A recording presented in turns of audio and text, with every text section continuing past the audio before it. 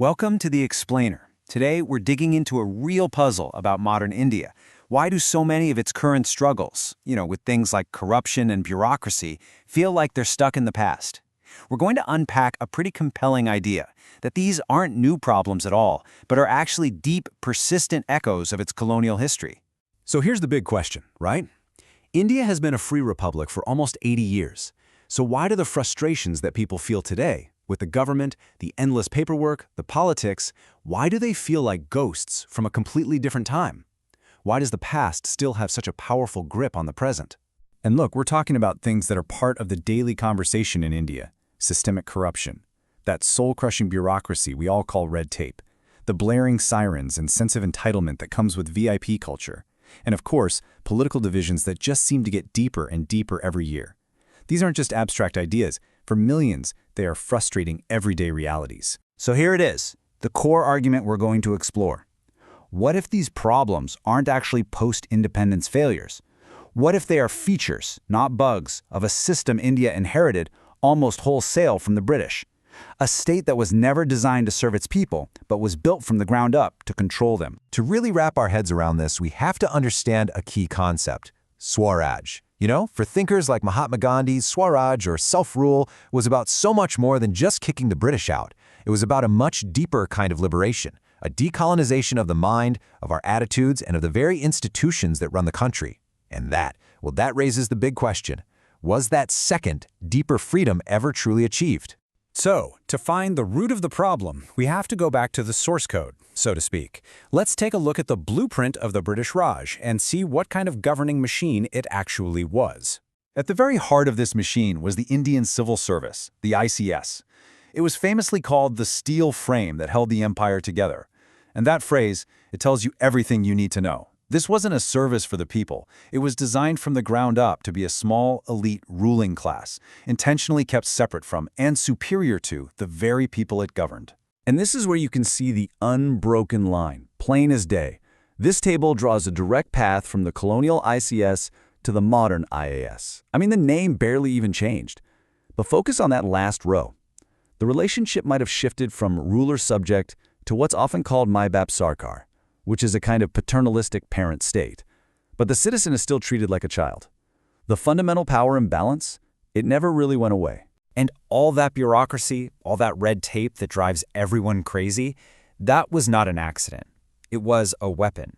The rules were intentionally made complex and vague to give officials immense power over ordinary people. It forced citizens into a state of dependency and really cemented this idea that the government was an adversary you had to deal with, not an ally that was there to help. But it wasn't just the bureaucracy.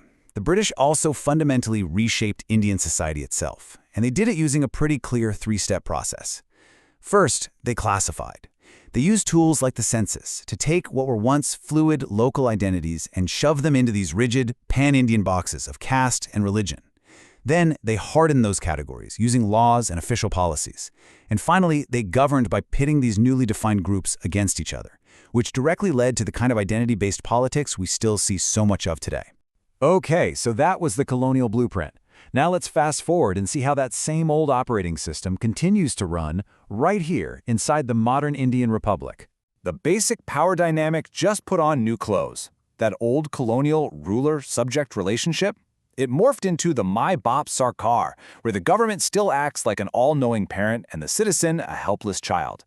That feeling of distance, of a state that seems apathetic and totally disconnected from the people, that's a direct echo of the suspicion that defined the colonial era. And remember that architecture of division we just talked about? Well, here is its modern political consequence: vote bank politics. Once you have these rigid, administratively created identity groups, it becomes politically efficient to appeal to them as a single block. Politics then becomes a simple transaction. You deliver the votes from your community, and in exchange, you get targeted benefits. It's a direct, almost inevitable result of the social categories that were manufactured by the colonial state. So what about corruption? Well, you don't have to take my word for it. India's own Second Administrative Reforms Commission pointed the finger directly at the past. This quote is incredibly powerful. It basically argues that the unchallenged authority that was inherited from the colonial system is a key reason corruption is so widespread. When you have a system built on secrecy and unchecked power, corruption isn't a bug, it's practically a feature. So if the problem really runs this deep, what on earth is the solution? Well, the argument we're looking at says it requires nothing less than a second freedom struggle. Only this time, it's not against a foreign power, but against the very system that power left behind. And this struggle would have to be fought on two fronts at the same time. First, a cultural one, decolonizing the mind, changing mindsets through education. And second, a structural one, completely overhauling the machinery of the state through some serious administrative reform. And you know what? The blueprint for this change largely already exists in reports from India's own Administrative Reforms Commissions, or the ARC. This table shows how their proposals directly target that colonial legacy. To fix the apathy of the steel frame, they recommend a citizen-centric administration. To fight the corruption that's born from secrecy and power, they say we need to strengthen transparency laws. You see the pattern, right? Each solution is a direct prescription for a colonial-era sickness. At its core, rebuilding the state means flipping its colonial logic completely on its head. So you replace centralization with decentralization, moving power closer to the people. You replace opacity with transparency. You replace a lack of accountability with real accountability.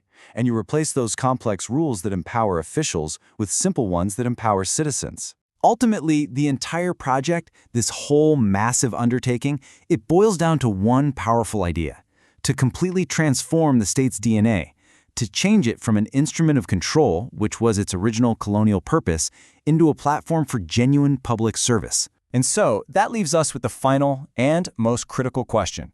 Can a machine, an entire state architecture that was so meticulously designed for one purpose, control, be fundamentally rebuilt for its exact opposite, service? That, right there, is the central challenge of India's unfinished journey towards true self-rule.